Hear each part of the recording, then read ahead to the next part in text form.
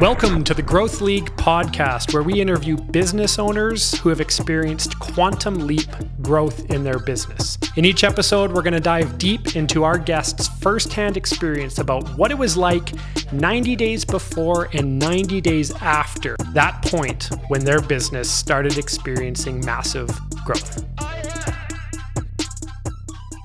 I'm here with my buddy and guest, the notorious, the one, go fast, don't die, Ryan Gill. Yeah. I don't even know where this hat's from. I saw it on, I think it's a motorcycle company. Go fast, don't die. And I saw it on the it desk. makes sense, right? For those that are listening and not watching, he's commenting on my hat here. And it was on the desk of, Laura, who works in marketing at the Gathering. It was on her desk. I was like, I don't know what they call these hats. Like hats that have the words on them, like statements. You know, my other one I wear, "Life is beautiful." Yeah. And it makes people comment like you just did. So hey, it worked. Thanks for having me. Thanks for having me. This is fun. Appreciate Let's do this. So for those of you that don't know, I know we have a large Calgary contingent, so you probably know. But Ryan Gill is, I wouldn't call it shiny object. He just loves seeing opportunity and going after it. But he'll go deep. He goes for substance more than the luster. But Ryan he's the co-founder and CEO of Suitcase Interactive, and started that in March of 2002. And yeah, I think 2001 actually. 2001. Is that what it says on the internet? Yeah. Okay, go with what's on the internet. And then kind of achieved the dream. He grew it, scaled it, exited it. Then was one of the co-founders at Cult Collective, one of the co-founders at the Gathering of Cult Brands, which is, if you've never been, probably the best brand marketing experience. I'd call it an experience, not a conference. Yeah, thanks. In the world. And now I've seen some of the plans for how you're going to deal with it this year. And I think it's going to probably be even better in terms of, we'll get into that. And then right now, Ryan is primarily focused on where he is the CEO and co-founder of Communo, which is his play on fixing a lot of the issues that have tarnished the marketing agency world for a long time and the landscape for a long time. And we're going to dig into that today. The podcast, as you know, is all about growth. It's all about those moments, sort of 6 months before, 6 months after, that hockey stick curve. What was going on? What was the context? What are some of the ingredients required for growth? So Ryan, thanks, brother. Thanks for having me. And you said a shiny object. I think that's funny. I think true entrepreneurs, the ones that have made it and that have staying power, the opposite of that. They're rusty, they're dented up, and they're beat up. And I feel like that for me, it's been a long journey. It'll be 20 years next year. And thanks for having me. Yeah, and also the ride at Suitcase, like you mentioned that, just to jump into that, it was the ultimate ending. It was a good ending. But we were bankrupt and then broke, and we basically pulled the thing off the ground and saved it barely, and then got lucky to meet Chris, who's now my business partner, a shared client we had, Mark's Work Warehouse, and they ended up buying our company, but basically bought it at a loss. We had lots of debt, and but ended up working out really well. What was the growth evolution story of Suitcase? Let's go back to the beginning, and then we're going to jump into Communo a lot. But talk to me about what the trajectory of growth in a nutshell was for Suitcase. Yeah, that's a great place to start. So when we started it, my partners and I had two partners, a guy named Trent Martins, who's a great creative director in town, still is. And still is. He's a good dude. And a guy named Joel Goldberg, who is actually just took a job at Brookfield, but he went from Suitcase and he worked at Cult for a while, and then he went over to Critical Mass, and now he's at Brookfield. He's a UX guy, but started as a designer. The three of us left a firm called Media Madhouse in 99, 2000, and out of the gate, actually it took off right away because we were the only ones really doing websites even then. That sounds hilarious because 96 is when websites started happening, but we came from a shop that did digital business cards with CD-ROMs, and we were like, that's this internet thing, websites, it's going to be the thing. And so we came out of the gate, and two things happen when you go out and do something new. You're either going to not get any clients or get lots, because a lot of people love early adopters, and if you can find them, find your, the people that resonate with that and they want to be in the cutting edge. And we were lucky to do that out of the gate. So we took off right away. But I still remember, I tell the story lots, and I'll share it again on your podcast, is the first 3 months, luckily it was the summer, but I was just walking down 17th Avenue selling whatever I could. Yeah. And it wasn't really websites. It's like, do you need a logo? Do you need a website? Do you need a flyer? And I remember Subway used to be right near 4th Ave and 5th. Mm-hmm. And I got like to the end. I started at the west end of 17th, made my way down, no sales. Literally going door to door, trying to sell the stuff. And the little did I know, this is funny how young you are and naive, is I went into Subway, asked them if I could do a website for them. They're like, well, this isn't really head office. We don't have that power. Franchisee. Yeah, totally. It wasn't even that. It was an employee. And they said, but would you like a sub? And I was like, sure. And I had no money, so he gave me a sub. True story. And so I came back with my first sale and showed my partners that it was a submarine. And but no, we grew really fast. And actually, that was part of the problem. Growth. It's interesting, your podcast is about growth, because growth often kills companies. It doesn't make them. And I think our growth almost sunk us. So we really grew really fast and went from doing $2,000 websites to $20,000 websites, then to $300,000 websites, then to multi-million-dollar websites. For our big one that got us in trouble was to do the first e-commerce build for Shaw. And then the recession hit, and they just called me. I remember Dev Avis, the CMO, called me and said, we got to take this internal. And it was devastating, because we had just we'd just taken a big lease on an office, 40,000 square feet. 10,000 square feet, $40,000 a month.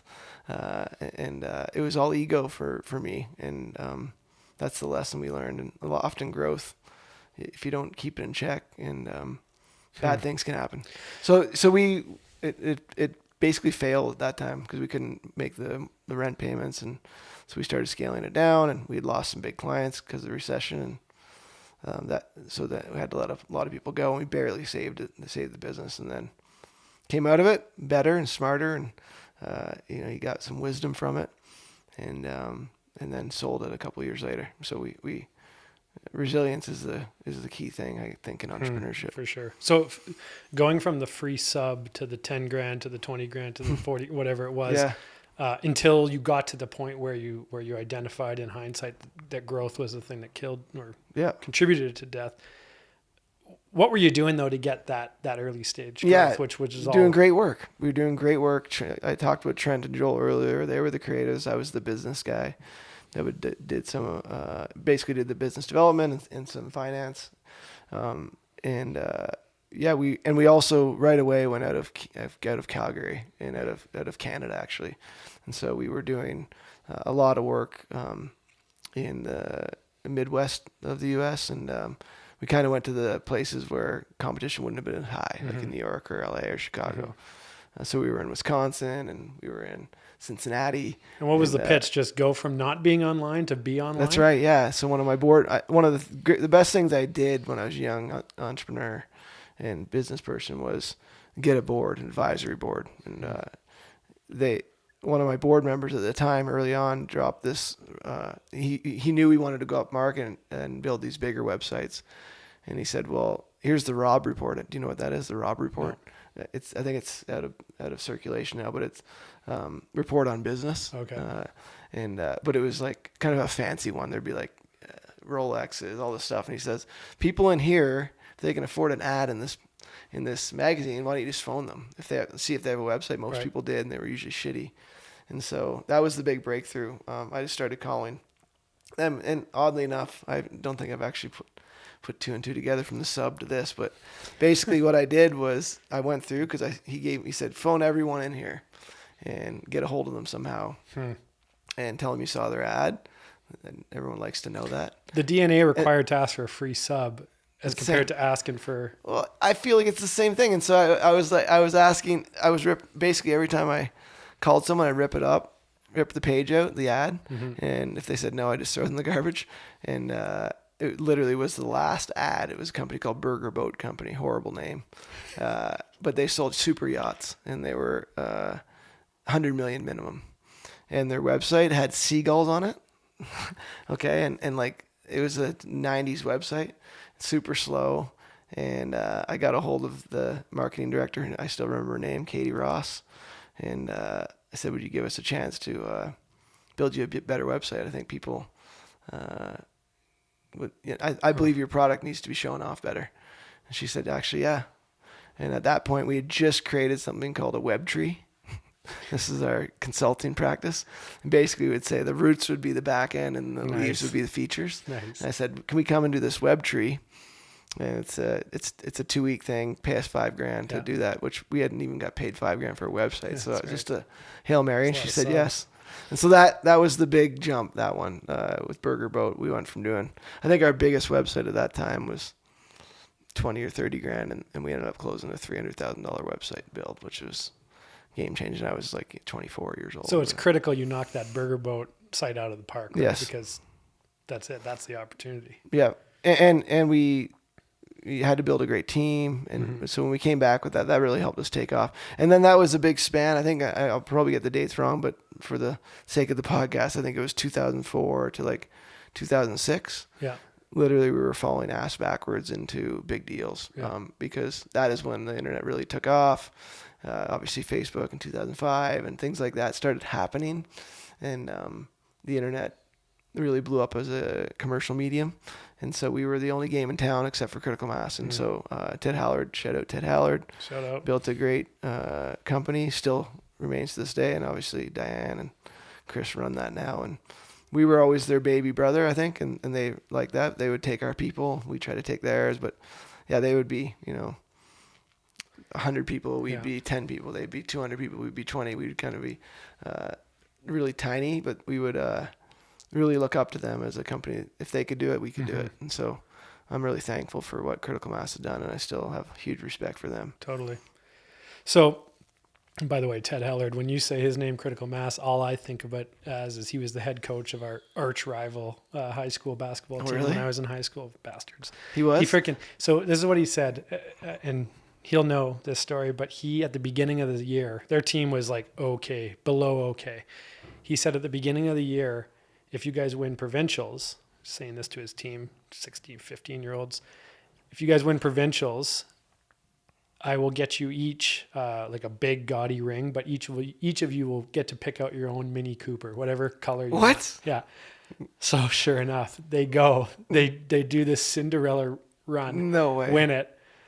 And I don't know why, but the Mini Cooper thing didn't come to fruition. But like guys are still talking about that today. Like, what happened to the Mini Coopers? I don't know. Ted. I know him well, so I'll text him. Yeah. And that's a true story. So I want to skip over quickly because we had Chris on the show and he talked a lot about cult and unbelievable story there. But jumping into this thing called Communo,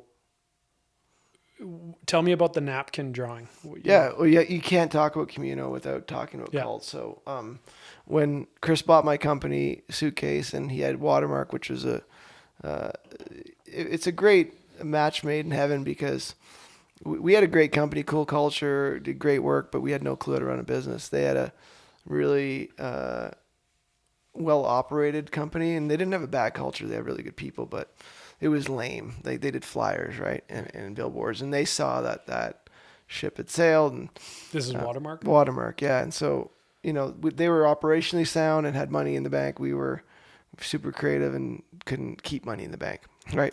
And so we really deferred to them on those things operationally, and then they deferred to us on where we should take the company creatively.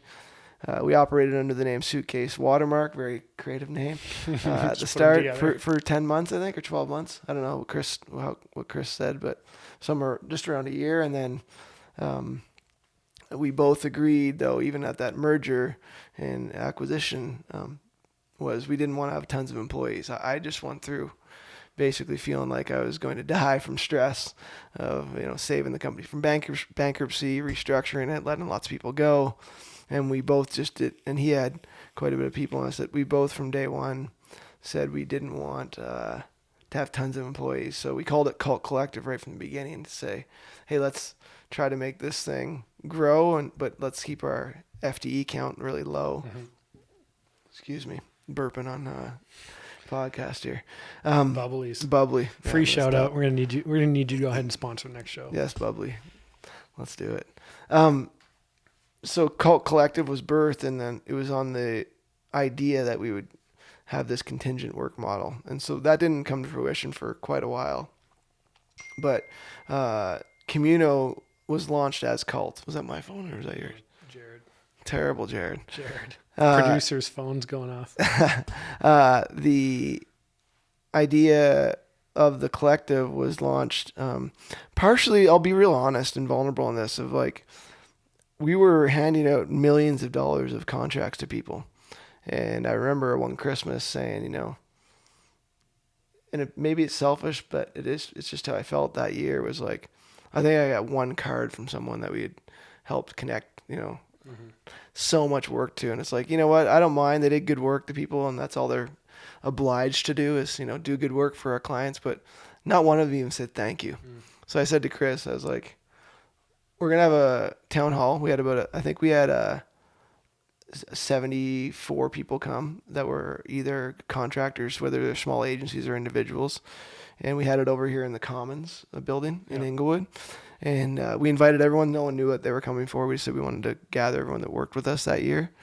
And we announced that day, called the Collective, that as of that day, you would have to pay to work for us. It was scary. So I said to Chris before, I said, I really think 90% of these people are going to give us the middle finger, and the other 10%, that's who we'll start with. And he agreed. And because he agreed, he was like, yeah, it's not really fair. No one's even saying thanks, right? And I think that's a problem with the creative community, is everyone's looking out for themselves. And it's just a poor way to live. And I was done with it. But to my surprise, it was the other way around. 90% of the people said, I'll sign up for that. And in the early days of now Communo Collective was, the more you paid, the were you at that? Were you at that? Yeah. The more you got paid, the further you got to the front of the line. Yeah. So I think it was like $800 a month, and then it went to $400, and it's such a broken model. But we tried it, and it worked. And then I was at the basement of that. Yeah, and then Communo, I guess we operated under the Collective for like 3 months or 6 months, but the Collective is such a ubiquitous name. Everybody, they're everywhere. Yeah. You think of collectives in every city. Yeah. So we just said we want to have a unique name. And then really to the point, before people tune out on this podcast, my real mission in life, my calling, my purpose is to eradicate loneliness. And so I started looking at names. If we're going to do Communo, the bigger purpose of this was to build a community or a commune. And if you study communes, it's everyone really helps out. It doesn't matter if you're small, big, we all just help each other out. Right. We're in it for each other, not for ourselves. And you come giving first. So that word, just commune, was such a great word. And then of course you can't buy commune.com. So I just add an O on the end to make it a tech company. And some people call it kimono, and so it's Communo, but we could buy I still think the .com was like 10 grand. That's how I spoke Spanish when I first moved to Mexico. Just add an O to everything. Exactly, yeah. So anyways, I don't know if I answered the question, but you started with Cult, and we started with the operating model that we believed we would win more work, and we were always upfront with our customers. Yeah. Like, I remember we won Keurig in Boston over the big agencies, and we had, I think, at the time, we had maybe 40 employees.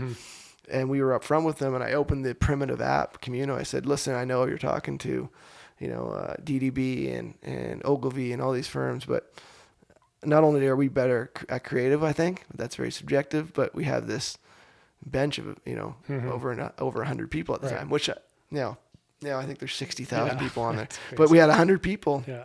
And the CMO, Scott Moffat, he said, I love that you even think that way, because that's where we're going. That's amazing. So then that's how Communo was really birthed, and it's been it's the hardest business I've ever had to build, though. Is that right? Why is that? if you do a bit of research on like the hardest businesses to build, you actually find that marketplaces are the hardest to build because you constantly have from it. Yeah, and you constantly have if you fix one side, the other side's the equilibrium is actually impossible. And that's what makes it valuable. Is like you get more buyers, and then you need more sellers, and you get more sellers, and you need more buyers, and it's a constant. So you're signing up for a long journey, and that's what I did. And I mentioned my calling that Communo chapter 1, which we're in right now, is, and we're moving into chapter 2 soon here, but chapter 1 was always in my mind was, projects, people to projects. So it's a job platform, right? And it's been amazing. And what it's done for people is amazing. But chapter 2 is adding students and schools. And then we're going to add media. When I say media, I mean syndicating media like Adweek, Brandweek. We're not going to create media. And then also adding user-generated content to the platform so people can create their own. Think about LinkedIn verticalized. Yeah. And then we just started to add brands as well. And so pretty massive brands. NASA and, there's a few others that I can't announce yet, but they'll be coming out in January that are extremely massive. We just added EA Sports last week. What's that? It's in the game. It's in the game, yeah. So we're just wandering, and I love that word wandering. And I got it from Alex Bodman from Spotify last year at the gathering. He said, everyone thinks it's all cookie cutter when you get to the end of growth, like a company like Spotify would, but he's like, they kind of stumbled into greatness and wandered into it. And that's where we are right now. We're trying to figure it out, but it's been a good journey. So how company growth, a lot of people make the mistake to think that is infinite, but every company, if their growth is like a tree, at some point trees become mature. And I stole that from Chris actually. Yeah. But he loves that. Where would you say you are? Like, are you guys a sapling right now? And what defines 100%? For us? I'd say to get to maturity, we're probably at least 10 years away from that. Yeah. And I used to be, and not even when we started this thing, I thought this would be a quick flip. And we've had offers to buy us from the big names and that you can think about. And I'm just committed to building it here in Calgary. And so we're still a baby. And Chris and I disagree on this whole sapling or like tree thing because I feel like that's a bit of a cop out, and he knows it's but trees also have seeds that fall out and they grow and they reproduce. And I think growth can be infinite. And as long as you're playing an infinite game, there's an awesome book by Simon Sinek, Infinite Game. Have you read it? Yeah, it's amazing. It's awesome. I just started it, so I'm in the middle of it. But I love that I'm not in Communo to just become big. It's like my purpose is to eradicate loneliness. So, and for our industry. So I'm not trying to do it in the world, but for our industry. And loneliness is often predicated by a couple things: ego or insecurity. And we're trying to make Communo for those insecure people, make it as easy as possible to meet people through our member blenders back in the day, but making the app feel more like a matchmaker than a go out and find and hustle. I think you still have to hustle and work. But then it's also loneliness comes from ego and thinking that you're better than other people and you're bigger and you're super important. It's like, I love that. Eradicate loneliness in industry. Do you recall, so like if I go back to the early days of Communo when I was kind of getting courted by Patrick there. Is there anything that sticks out in your mind that took it from the napkin idea to, no, this is legit? This is Well, yeah, for sure. So Chris and I put the money up to start, a couple $100,000, which is big at the time. It's just an idea. And then we hired Patrick, actually his first hire, and he moved out from Ontario. What really made it real was I'd never raised money before. I'd built all my companies brick by brick for the last 20 years, organically. And so I was insecure about going and raising money for a couple of reasons, just because it's weird to take other people's money, and but to go raise venture money was foreign to me. But so we just announced it, and to kind of people that knew that we were doing this, and we wanted to create a tech platform. And relatively quickly now, now we've done a seed round and a proper Series A is happening next summer. We raised it in like less than a month, $1 million.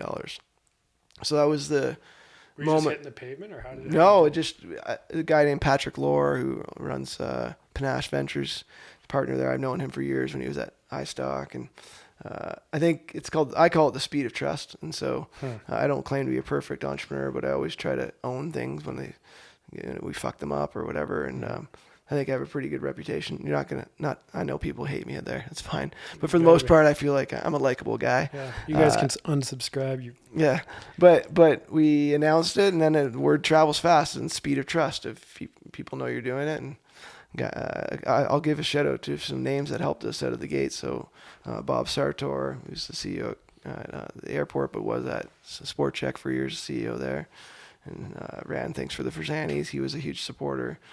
Chen Fong, he's a prolific investor here, and he's Order of Canada and a very well-known name in the investment community. Sanders Lee, who owns Hopewell, and then Panache Ventures, and a guy named Mike Volkel, who's been a supporter of me for many, many years. They came in fast, and we had $1 million, and then we had to figure out what to do with it. So it was interesting, and so that was the moment where it was like, okay, now we gotta make this happen. And then for me, it was also a moment of a bit of fear, because now I had people's money, and I'm not. I know they're all sophisticated investors, and they all know that it'll likely go to zero. That's what happens with most startups. Yeah. But I'm not down with that, and so now I was like, okay, this has to work. I have other people's money. As soon as you took other, yeah. So again, even though it's a buyer's beware. Yeah, but it was a weird moment for me, and so that was big. And then, I had a really comfy job. I for years, 13 years, I was the CEO of a digital startup that did shitty, and then did well in the end. And then I worked under Chris, number 2 at Cult for many years, which I actually really loved. Yeah. I thought, for those CEOs out there that ever go through a merger or an acquisition and you're worried about being the CEO, just say no, you don't want to be. Because I had all the power in many ways, but I didn't have all the responsibility. Right. And now to move into the CEO seat again at Communo, I actually was kind of nervous about that too. I was like, I like being a number 2. I'm a good team player. But it's been quite a ride. And then last year we did thank God before COVID came, we did a proper round of $3.5 million. And you were around for all that. And I was very open on social about it, because I wanted people not to see it done, but I wanted them to see the journey. Yeah. And so we raised quite a bit of money, and that was we closed it in December, so about a year ago. And so now we've expanded around North America, and it's now. Communo's in the hottest sector in the whole world. Right. Contingent work and remote labor. Automatically. And so that was the big moment. If you want to talk about a big moment, it was March. We went from having, an average of, $2-3 million worth of work a month come on the platform to have $20 to $30 million, 10x. And then just everyone calling. How much of the growth is about, so in the early days, it was leveraging that foundation of trust that you've amassed over the years and through your integrity and things like that. At what point did you have to start leveraging different marketing activity to, amplify something that was already there, or has it spread? I actually think we did it wrong. Like, I think we're starting to, so we did a lot of things. We had an inside sales team, we had marketing, social channels, all that stuff, which there's obviously a time and a place to work, but it's all about timing in a market and people understanding. I always knew Communo would work. I knew it was going to take a long time. COVID basically sped it up like 2 or 3 years. But when it comes to product market fit and product marketing, we didn't put enough, and you use the platform, we didn't put enough flywheels into the product, meaning like share button, like simple stuff that I know. Right. I'm from this industry. So it's interesting sometimes how you make mistakes in the product to make it easy to share. Like even for you, like how we're building it now, but imagine this where we're calling it bench, which it's not out there yet, but basically hook and ladder comes on the platform. Say you work with 30 or 40 people, freelancers. We're a pay to play model. Everyone pays. But in your case, flywheel effect, so creating basically a network effect. Yeah. Now we'd let you put your 50 freelancers that you use on your bench, and they can work with you for free on the platform, right? Oh, with you. But then we start to trickle in the product to say, hey, if you'd like to work with the other opportunities on this platform, you need to pay. And so that's a great idea that we're adding in there now. And so I think we stymied our growth just with trying to be traditional in our sales and marketing approach of like hitting the phones, hitting LinkedIn, all that kind of stuff. I think it's okay. I think if you have product market fit and people understand what you're selling, like what you guys do, people understand the services Hook and Ladder does usually, right? They understand they're tried and tested things, but people don't really understand Communio yet. So you can throw that's a great insight for every listener. You can throw a lot of dollars at cute and creative stuff. If the market isn't ready for it or they don't understand it, then you're just wasting money. Yeah. And we wasted a lot. Sorry to burp in your mic again. This bubbly, I'm going to stop drinking. This sure will pick it up too. Yeah. Could you pick an age of Ryan where if you had the opportunity, like 60 seconds you had to go back and spend 60 seconds with the younger version of Ryan, what age and where are you in your career, and what specifically, let's say you have 30 seconds to say, hey, Ryan, keep an eye out for this, or like a don't time do I this. enjoyed, like be like no, just like you're giving yourself a heads up. That's easy. The future. Yeah, that's easy. So I think it was in 2006 we started just believing our own bullshit of how good we were, and it's hard. It's in the good times usually that you need to be careful, right? So we were, that $300,000 yacht manufacturer deal, and then that something came after that through them, and we're on these shows, and I'm top 40 under 40. All this stuff starts happening, and it's hard I was young in my 20s, and that's when I made that decision to get that huge office space, top floor of the skyscraper downtown, and we could afford it at the point. The point was we could afford it at the time. Right. But what I realized over those years, if I go back, it's like you got to have 3 to 6 months of money in the bank, which we didn't have to cover everything. Right. And so if I could go back and tell my younger Ryan, I was in my late 20s at that point, just always live within your means. Make sure you're, you got money in the bank, take care of people. Yeah. And I just got full of myself, and I'm not, know me, I'm not one to shy away from you. I think having an ego is a good thing. It's important. You need to believe in yourself, but when you believe that you're untouchable or it's always going to be good, that's just false. Yeah. And so look what we're in right now, and it's interesting. And shout out to Chris, because he's been helpful in my life and a great business partner. We're good for each other, but we run a very conservative business from a financial perspective, and when COVID came, we were good for quite a long time. So we could, we still made the right moves we had to, but even then, that's another example of, as soon as bad times are coming, you got to gear down. And so I didn't do that. And then when times are going good, just don't think they're always going to stay that way, because they're just not. Right. Probably 10-year cycles, of the market. And I didn't know those things. There's so many different paths and journey to growth, especially, and you've probably experienced different ones for different businesses.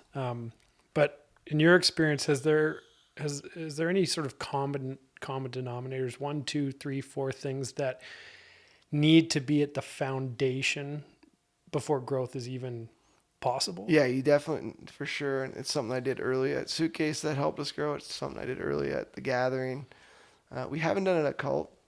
We probably should, but I always, at Communio, we have to have a board because we have investors, so we have a good governance. But having a board of some sort, from people from your industry and some people from outside the industry that won't shy away from telling you the truth. And, that is the hardest thing you do, but just your dad now, if you don't discipline your kids at all, they're going to run wild. And there's a moment of tough love, I think ensures years of, good times. But so I've always had boards, and I would say to my Suitcase board, they didn't speak enough truth to me.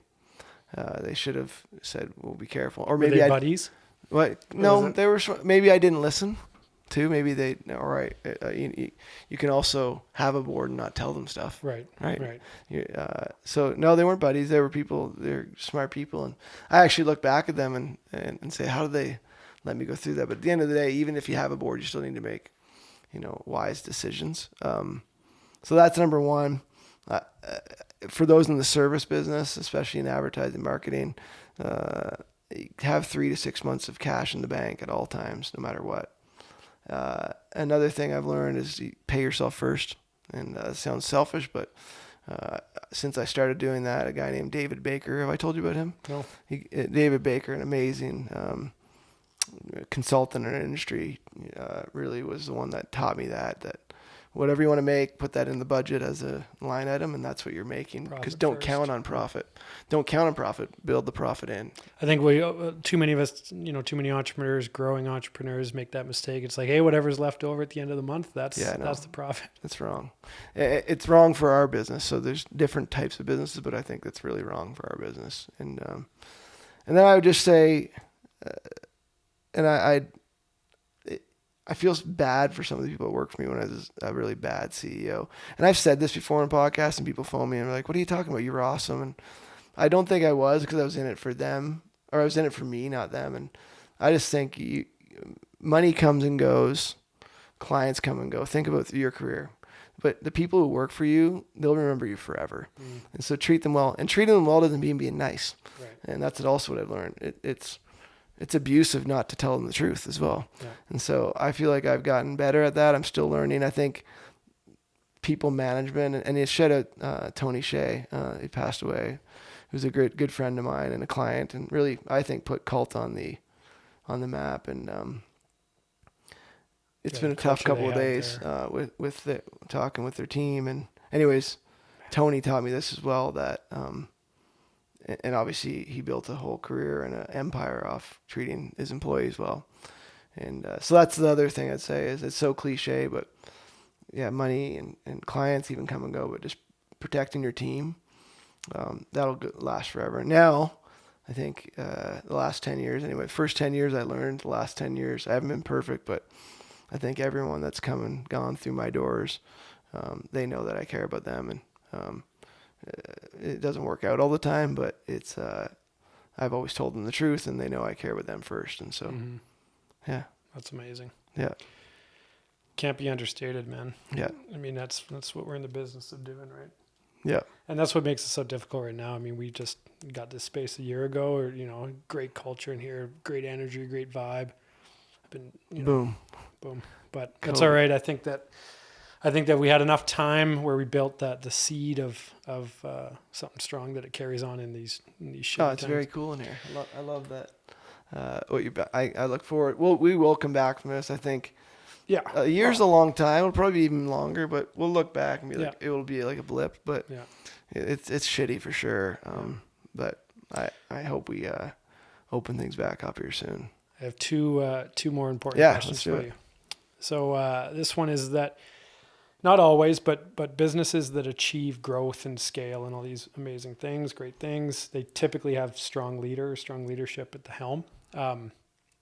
And most of the time, not always again, but strong leaders have very good and specific routines. Are you a man of routine? And, of course. And what goes into your morning? Yeah, I think before that too, I would say they also have values. And I think my routine is one of my values, but I'll start with values and I'll get to routine. Please. I know you didn't ask this, but I think great leaders live in their values and they don't go outside them, and they don't let other people's rules or days, go. Just, them booking your calendar, or those people saying this is the way it has to be, or this is how we operate. It's like, well, if it doesn't fall in line with my values, I don't do it anymore. Yeah. On that note, to segue is, like I have really strong routines, and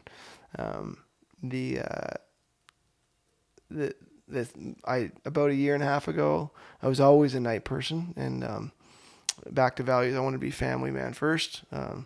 And I said to my wife, I said, like, we have dinner together. That's our big thing. And I was like, how many dinners have I been home for? This before COVID and stuff. And she's like this year. And she's like 4. I was like, no. I was like, what? And it was because I would wake up a little later, like 8, 9 o'clock. And I was not ashamed of that. It worked for me. Yeah. Even 9:30. Yeah. But then I'd work till 10 and so that it changed in a moment. I was like, I'm becoming a morning person. So I picked up at the time, Robin Sharma's book was big. It was into the 5 a.m. Club. Serendipitously, it was kind of a big top seller. So I read that. Actually, I didn't read it. I audiobooked it. And then that was the start of it. And then I got a morning coach. There's this great quote by a guy named Dan Sullivan that says, if you can't figure out the how, because I was trying to figure out how forever, it's usually the who can help you. And so I asked that, by the way, those listening to the podcast, that is not my phone. It's someone else is in the room. But I got a morning coach as well, a guy named Matt Gagnon, and he's a great guy. He literally that's all he does is coach executives to become a morning person. Really? Talk about a niche. Talk about a niche. And it's amazing. So a year and a half ago, I got into the 5 a.m. club, and it's very, another thing I do is I sucked at mornings, and so I'd miss breakfast appointments too. I'd be late for them. That's just disrespectful. So I did two things. Started getting up in the morning so I could get home for dinner with my daughters. Right. I haven't missed since, and which is amazing. It's the best part of my day. And we sit down to eat at like 5:15. Yeah, it's amazing. It's awesome. And then the other thing is I don't do breakfast meetings at all anymore. Yeah. So best way to not miss a breakfast meeting is not have any, which is so weird, but it's been great. So I actually work from 5. I get up at 5 till 6, kind of reading time. And then I have a trainer that comes at 6 till 6:45. And then I don't, then I kind of hang with my family, ease into the day. And then I start at 10. Yeah. So, but I have 5 hours of me time and some work prioritization, etc. And then by 10 I start taking meetings, and then I always take my most important meeting at 10 or 10:15 kind of thing, so I can be at the top of my game. And then by around this time, I think it's mid-afternoon, I'm super tired, but then I usually finish at 4:30ish, and then I head home. Get home. And now I'm at home most of the time. How long ago did this start? Because I think I remember I was talking to you a year and a half ago. It might even be 2 years that it started, but yeah. Like you were like, it must have been right when you were doing it, because you were like a man on a mission. You're like, hey, this is my deal. Yeah, and having routine. I had a routine. Again, I'm not an advocate for mornings if it's not you. Like, because I ran a pretty successful life doing nights, and so it's okay. But often this world, especially the Western world, we live kind of like a 9 to 5 world, which is fine. So I needed to shift my life to live inside that, and so now I got ahead of it, and it's changed my life. And his program's called Atomic Mornings for anyone's listening. I think he has a podcast. He's definitely pretty highly followed on LinkedIn. His name's Matt Gagnon, and check that out. And his project or his company's called Atomic Mornings, and the Atomic Habits guy's pissed. Yeah, maybe. I think I think Mornings was before it, but anyways, they're both great. I love Atomic Habits. It's also a great book. So that's that. And then getting physically fit was a big thing for me too. So you still? Oh yeah, man. I'm a 5 a.m. guy too, but it's workout, and you know what? It's the daughter. As soon as you have actually that's another thing.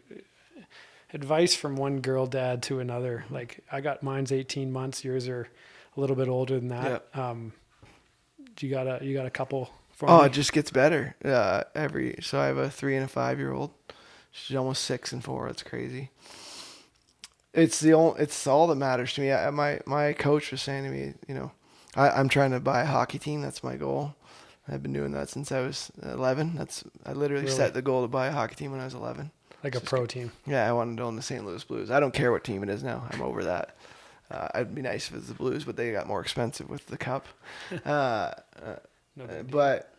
that's not my goal in life. It never really was. My goal in life was always to be a family man. And so, if I got a team but lost my family, that'd be brutal. So I've reprioritized, and that they're everything to me. And another thing, I love that he calls it Atomic Mornings, because the things it gives you isn't just getting up in the morning to more time. It's the things that it unlocks. And so I'm not patting myself on the back here, but I'm proud of this. Is like I write them little love letters or notes and put them on there at the island where they sit, and they love that. And now the impact you have on your daughters, it's cliche, but it's all in your actions, not your words. and so they watch closely. And so I started writing little love letters, and one for mom to show how a woman should be treated, and it's paid off in spades. And then I just started doing, because they're getting older now that I can take them out, so I started doing monthly dates. Yeah. And it's incredible. It's the best. And now they're pumped about it, right? Yeah. And what I got to get better at, and I don't know, it's like I'm a generous guy, so I always buy them things and do stuff. I just got to get better at experiences, and Right. so I'm learning about that, because that's all they really want is to hang out with I didn't me. know that about the show versus tell for girls specifically. Yeah. That's what I feel. Anyways, obviously what you tell them is important too, but for sure, you know, how you behave, and one of the things I want my girls to be is, you know, I want them to just be genuinely kind people. I think that's such a superpower, and you know, expressing love is an important thing. So That's and huge, then it's cliche, and every 18 months they grow up so fast. It's insane. So that's why the 5 a.m. thing it's for them, right? It's to Totally. get up. It's for me, but it allows me to actually shut down. Yeah. No, that's our time. My wife's way gone by the time she wakes up. So Yeah. it's, I mean, you know, it's our thing. Like there's nothing that can replace that. You go into the crib and like every day is something new. Yeah. And it's like, okay, you got to slow down a little bit, but Totally. man, I mean, I wish we had 3 hours to talk about this, but But I got to be home for dinner. Like yeah, man, I can't mess with that. I appreciate you coming. No, it's good. And thanks for having me on. And a big shout out. I told Chris I was doing this, and obviously time is tough these days to carve out time. I know we've been trying to do this for a while, so I'm sorry it took so long, but I felt like I owed it to you in a good way, because you've been really a faithful fan to Camino and been patient through lots of shitty product builds, but you're the OGs on our platform. I always genuinely appreciate them and still there, and that hopefully that'll be a badge of honor for you when we break through and be like, hey, we were one of the first, right? And it's not the platform for me, it's the people behind it. So cool. Well, thank you. Appreciate it, man. I love right. that you made time in your schedule. Yeah.